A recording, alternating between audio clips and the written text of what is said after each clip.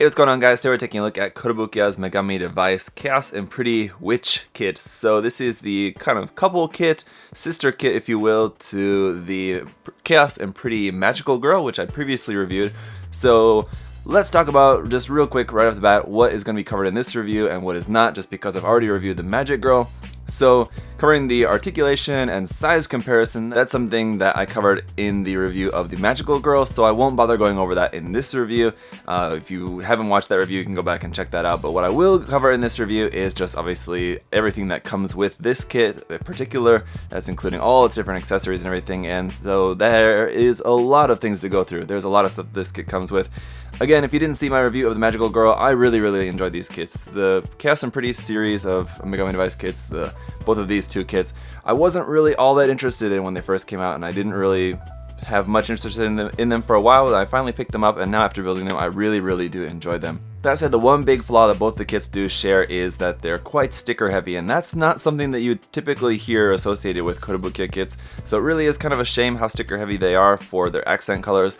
But aside from that, they're really fun and really a good value for what you get in the box for them, just because of all the different effect parts and weapons and option parts and everything that you get in there. There's a lot of stuff to work with, and so we'll go through all of that. As always, guys, a big thank you to US Gundam Store for their support. If you're interested in checking out any Megami device kits or Frame Arms Girls kits or anything else from Kotobukiya, despite the name US Gundam Store, they do also sell a whole bunch of Kotobukiya stuff and ever-growing supply of Kotobukiya stuff there as well. So check that out, the link to their site down below. Of course, you can save 10% off Kotobukiya, Bandai, and everything else on their site using the coupon code there, ZakuAurelius10. So check that out there down below. Now let's start the journey of going through everything that is included in the box here with this kit.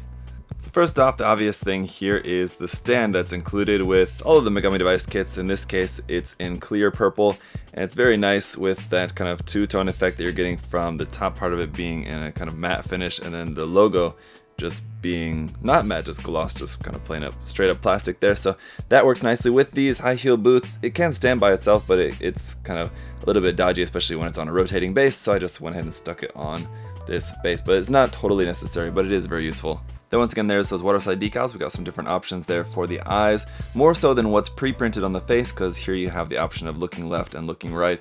Eyes, where on some of the faces you just have obviously just the one option that's already pre-printed on there, and then we've got some Megami device logos on there as well in blue and white. As for the different face options, we just got this one just kind of simple face there. Then we've got just sort of looking off to the side, not so interested face. And then we've got this sort of looking like it's winking, but almost more so like it's wincing, just by the fact that it's got a little tear in the eye. But someone pointed out in the unboxing that this is meant to be a kind of face so that's looking down rifle scope, closed one eye, so that's, yeah, just using this with a firing pose. But the little teardrop in the eye makes it look to me more like that it's just kind of wincing face, but I guess you could also use it for looking down the scope of the rifle. Then for our many hand options, we've just got the closed fists here. We've also got two sets of open hands, one just kind of open resting hands and the other open expressive hands. And then we've got two different sets of holding hands here as well, so we've just got some regular holding hands here and then trigger finger extended holding hands over here. And then we have the same holding hands molded here again, but this time the wrist joint is molded together with the hand, so you don't have to worry about the wrist sagging if you're holding like a heavier weapon or something like that. That's the wrist sagging anyway, but I think if you're holding something really heavy, you do still have to worry about, of course, the other joints, the shoulder and elbow joints and whatever else, but at least the wrist is just molded here together with the hand. And then all those same hands we've got here available just in flesh tone as well. And speaking of flesh tone, you do also have a set of just bare arms here and then bare feet. So if you wanted to have it in the less armored state, you have these options, which I'll show you guys on there later as well. As always, we've got this optional ball joint part here for the neck in case you wanted to kit bash and give this a Frame Arms Girl head. The ball joint for the Frame Arms Girl's heads is a little bit different from the Megami device, so you've got this different part that is available for doing that. As for the hair options, we've got four different options there. So you've got this light blue color with the hat on and with the hat off. And then you've got that also available in this dark blue color, again with the hat on and with the hat off. Now let's get to our main weapon here, which is this sniper rifle sort of looking weapon. It's very cool. The fact that it's molded in pink and purple just kind of adds to the uniqueness of this. So this of course can just be held in the hand with the handle down on the bottom there. It does have the secondary handle which will rotate over to the side like that if you wanted to do some two-handed posing. You also have this set of pistols here as well, and again we're going to have a lot of different option parts and things like that to combine and form all sorts of different things, but these are just kind of like the base form of those. You also have these option parts here, which according to the manual it shows it to basically change this up to turn this into a sort of bazooka. So remove all this stuff here. This ammo bit here at the back can be folded back and folded in like that, and then you can sort of basically, I guess, maybe remove that part as well. I don't know, it's up to you. You can't really see in the picture in the manual, you can't see the back of it, so I don't know if this part is removed or not, but you can turn that into sort of a bazooka rocket launcher sort of thing looking like that. Then you've got these little things which are meant to look like sort of grenades, I guess, with these little clear spikes. Now you remember the magical girl also had those clear spikes and they were used for her melee weapons. And it is using the same runner, so you've got an additional 6 of those little spikes that you could use just for whatever. You've got a couple of other leftover pieces that are just not really meant for anything, but of course you can use these for, you know, pretty much whatever. If you wanted to extend the sniper rifle even longer or whatever else you want to do with these, just got a couple other pieces that could be useful. Then for down here on the legs, you got these parts there. If you wanted to change that up for these parts, this will give you a connection point for plugging something onto the side of the leg just by swapping out those. And then you got a set of the same ones up here for on the arm as well. So if you wanted to connect something different onto the arm, instead of this huge shoulder armor, you can use this connector piece.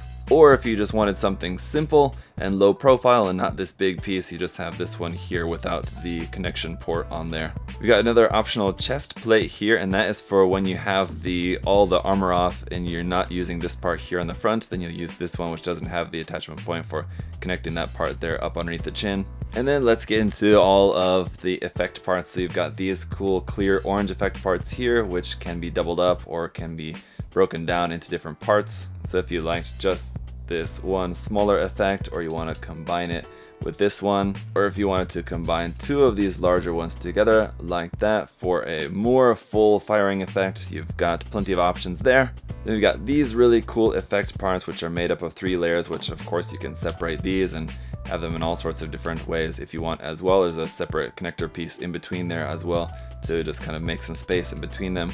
But these are awesome, really cool looking. I love the design of that, really add to the magical sort of aspect of these, the cool effects that you can make with these. You got these kind of like tail bits. I'm not really sure exactly what they're supposed to really sort of be, tail or cape sort of things, which is meant to go here on the back skirt area. You kind of plug those up onto the back of there, connected onto that back skirt, and then obviously these are made up of 3 different segments which have a ball joint in between them, and so you can kind of use those in any sort of different way that you might please.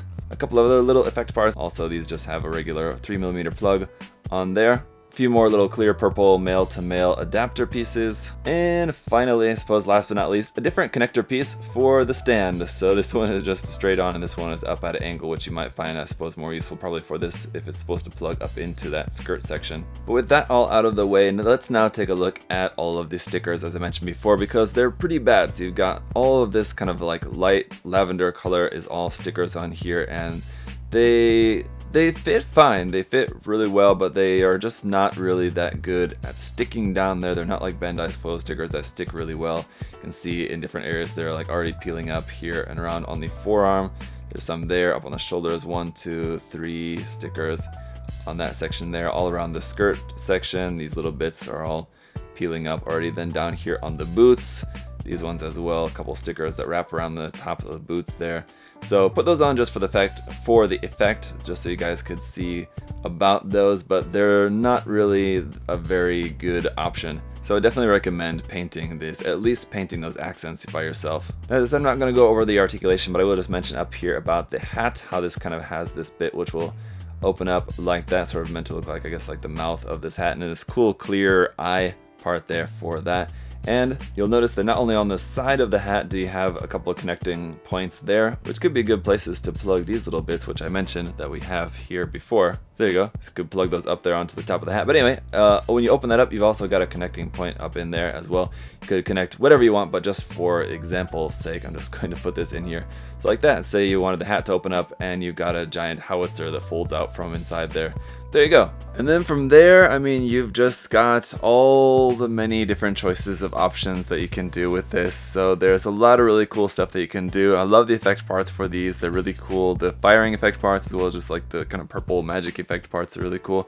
And just all the mixing and matching that you could do, not even just what's in this box, but if you do also have the magical girl as well, or any other Kotobukiya kits, of course, as I always do like to point out, of course, everything from Kotobukiya frame arms and the MSG line of option parts and accessories and stuff, all the stuff's all compatible with that 3mm peg that they use on everything, and so you've got all those hard points everywhere for doing all sorts of mixing and matching and everything that you can customize to how you like. And so there's much more than what I'm showing you guys now here in this video, just showing you a few different poses, showing a few different options. If you enjoy just getting creative, you could really have a lot of fun playing around with all the parts and everything for this, making some cool custom and unique weapons.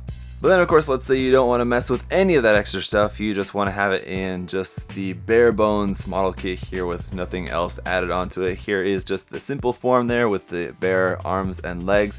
And yeah, I just want to say, I think I've mentioned this probably in different other Frame Arms Girls or Megami Device videos in the past, but I know they're not for everyone. Not everyone's really into these. I can totally understand that, but I'll just say that I really enjoy building them. And the reason I think is just because I'm always building Gundam model kits and other mecha model kits and things like that, and it's just nice to take a break and build something different every now and then. And although the construction of a lot of the Frame Arms and Megami Device kits, you know, is all kind of similar, so they're all kind of similar when you're building them, but it's always nice to take a break every now and then from the mecha models and robots and Gundams and all that stuff and building one of these. They're fun. It's just a nice change of pace, so I really enjoy building them. They're a lot of fun to put together, and some pretty cool stuff. All the different weapons and options, parts and everything you have in there. There's a lot of stuff that you could do with this, so it's a lot different from building like a Gundam where you've got a shield, a beam saber, and a rifle. There's not really too much else that you can do with that other than just what you can do with a shield, a beam saber, and a rifle. Whereas with this, all the different parts are so interchangeable. There's so much that you could do with this. There's a lot of time that you could sink into just figuring out how you want to pose it and how you want to arrange the weapons and everything. So a lot of fun, highly recommended, guys. If you've never checked out any of these kits, you know, whether it's this one or any of the other ones in the line, I definitely recommend checking at least one out at some point. But that is going to be it for my review, guys. Big thank you once again to USA Gundam Store for their support. Thank you all for watching. If you have further questions or comments, of course, feel free to leave those down below. I'll see you guys next time. Have a good one. Bye bye.